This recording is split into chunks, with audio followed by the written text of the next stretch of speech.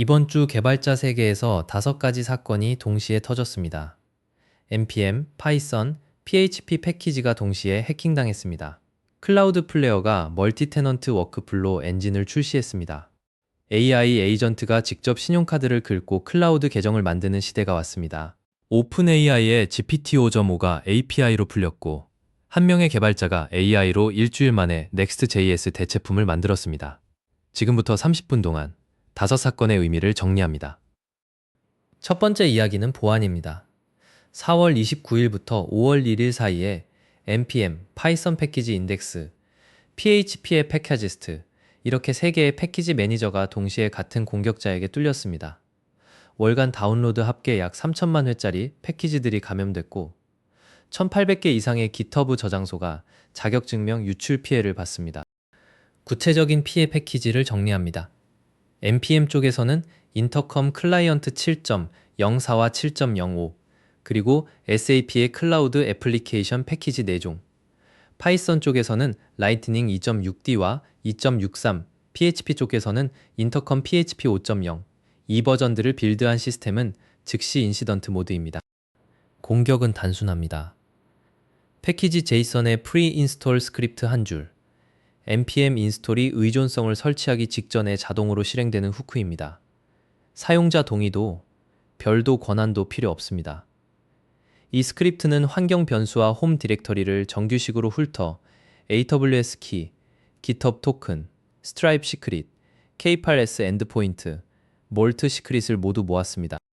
이 공격의 가장 영악한 부분은 유출 채널입니다. 공격자는 외부 서버를 쓰지 않습니다. 피해자 본인의 GitHub 토큰으로 피해자 계정의 새 저장소를 만들어 거기에 자격증명을 평문으로 커밋했습니다.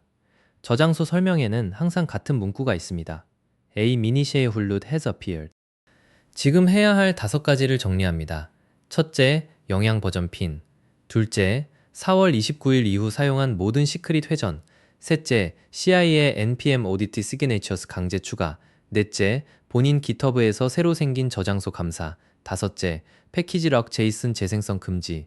잘못된 버전이 다시 들어올 수 있습니다. 패키지 매니저가 공격면이 됐다면 백엔드 인프라는 어떻게 진화하고 있을까요? 다음 이야기로 가봅니다. 두 번째 이야기는 백엔드 인프라입니다. 5월 1일 클라우드 플레어가 다이내믹 워크플로우즈를 발표했습니다. 기존 워크플로우 엔진의 가장 큰 제약, 워크플로우 코드가 배포 시점에 고정되어야 한다는 것을 제거한 새 라이브러리입니다. 300줄짜리 타입스크립트로 멀티 테넌트 플랫폼이 테넌트별로 다른 워크플로우 코드를 런타임에 주입할 수 있게 합니다. 기존의 워크플로우 엔진은 모두 같은 가정에서 출발합니다.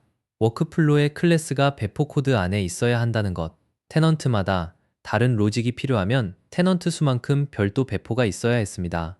에이전트 플랫폼, 노코드 자동화 도구, 멀티 테넌트 SaaS, 이들 모두에게 결정적인 제약이었습니다. 다이내믹 워크플로우의 작동 원리는 3단계입니다. 워터롤더가 요청을 받아 테넌트 코드로 라우팅합니다. 테넌트 코드는 평범한 워크플로우 바인딩처럼 보이는 객체의 크리에이트를 호출합니다. 워크플로우 엔진은 그 호출에 테넌트 식별 메타데이터를 함께 저장합니다. 엔진이 나중에 워크플로우를 재개할 때 그 메타데이터로 올바른 테넌트 코드로 다시 라우팅합니다. 이 라이브러리의 경제성을 한 줄로 정리하면 유휴 테넌트는 비용이 사실상 0이라는 것입니다. 다이나믹 워커는 단일 자릿수 밀리초 안에 부팅되고 메모리는 메가바이트 수준입니다. 100만 명의 테넌트가 서로 다른 워크플로우를 갖고 있어도 사용 중이 아닌 테넌트는 비용을 발생시키지 않습니다. 기존의 컨테이너 기반 워커풀 모델로는 불가능했던 경제 구조입니다. 다이내믹 워크플로우의 첫 사용자는 명확합니다. 에이전트 플랫폼이 첫 번째입니다. 각 에이전트가 작성하는 계획이 그 자체로 드라이브한 워크플로우가 됩니다.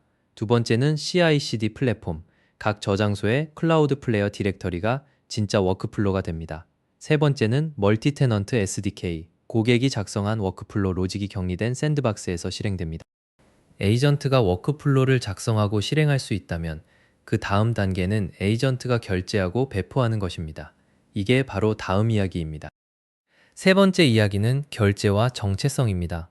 지난주 같은 시기에 클라우드 플레어와 버에셀이 거의 동시에 같은 발표를 했습니다. AI 에이전트가 사람의 개입 없이 직접 계정을 만들고 결제를 처리하고 API 토큰을 받고 코드를 배포할 수 있게 됐습니다. 에이전트가 페이팅 커스터머가 되는 시대가 공식적으로 시작됐습니다. 클라우드 플레이어 측 발표 핵심은 두 가지입니다. 첫째, 에이전트가 자체 신원으로 가입할 수 있는 API 엔드포인트가 열렸습니다. 둘째, 사람이 옵션으로 승인하는 모드와 사람 개입 없이 진행하는 자율 모드 둘 다 지원합니다.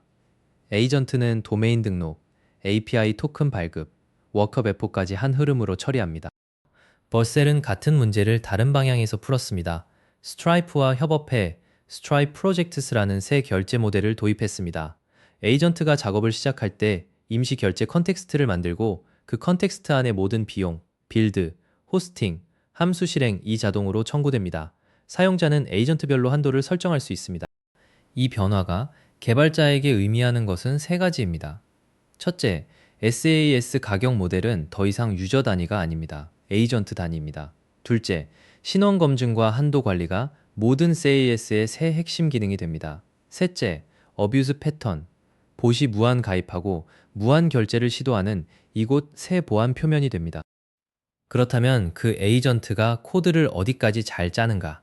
이번 주에 두 모델이 동시에 풀렸습니다. 네 번째 이야기는 AI 코딩 도구입니다. 이번 주 두 개의 최상위 모델이 동시에 코딩 시장에 풀렸습니다.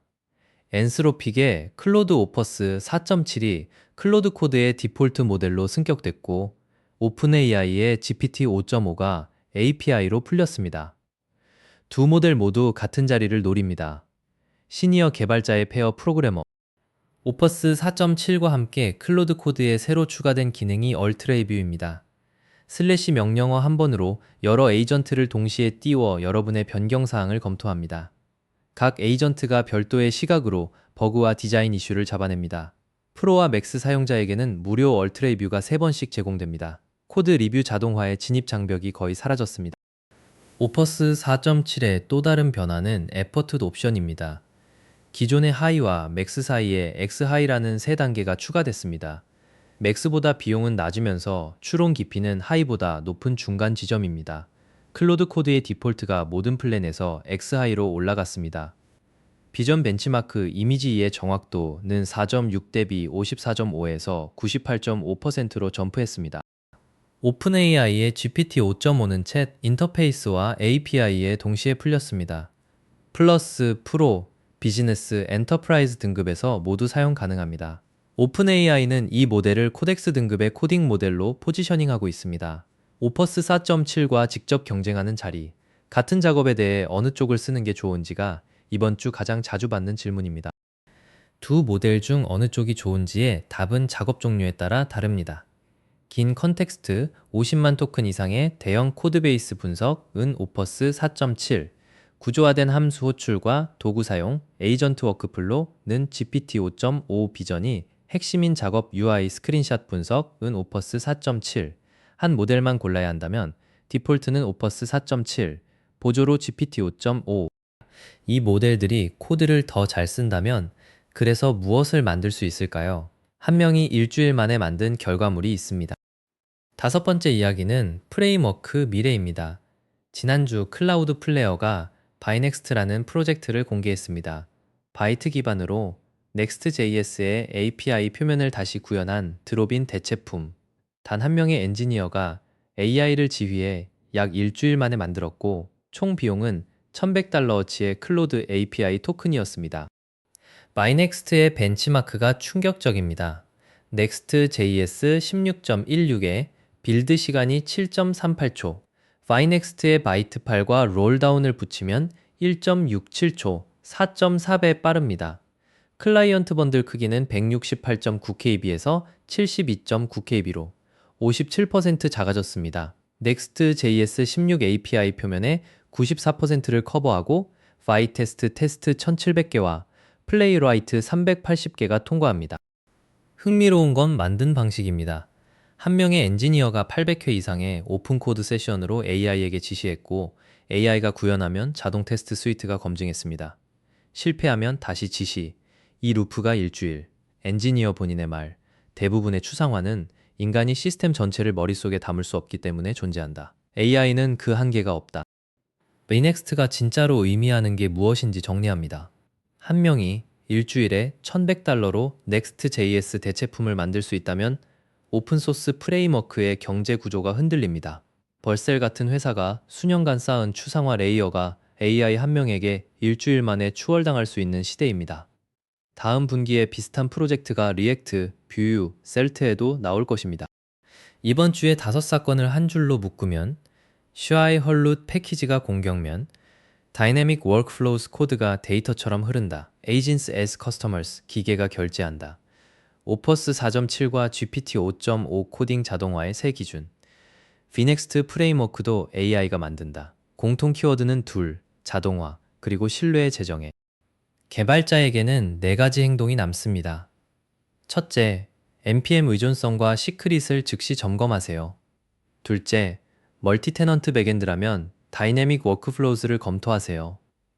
셋째, 여러분의 SaaS 가격 모델이 에이전트 단위로 잘 작동하는지 따져보세요. 넷째, 얼트레이뷰를 코드 리뷰 워크플로에 끼워 넣어보세요. 5월의 나머지 동안 4가지 변수를 지켜봐야 합니다. 팀 PCP의 다음 캠페인, 추가 패키지 감염 가능성, 다른 클라우드, AWS와 Azure의 디나믹 워크플로우 대응, 스트라이프 프로젝트가 다른 인프라, 클라우드 플레이어 플라이트.io로 확산되는지, 그리고 Vnext 패턴이 다른 프레임워크로 복제되는지, 이 4가지가 5월의 핵심입니다. 오늘은 5월 1주차의 5사건을 정리했습니다. 보안에서 인프라까지, 결제에서 프레임워크까지 한 주에 모두 일어났습니다. 다음 주에는 또 무엇이 일어날지 모릅니다. 하지만 한 가지는 확실합니다. 개발자의 1년이 다른 산업의 5년만큼 빨리 지나간다는 것.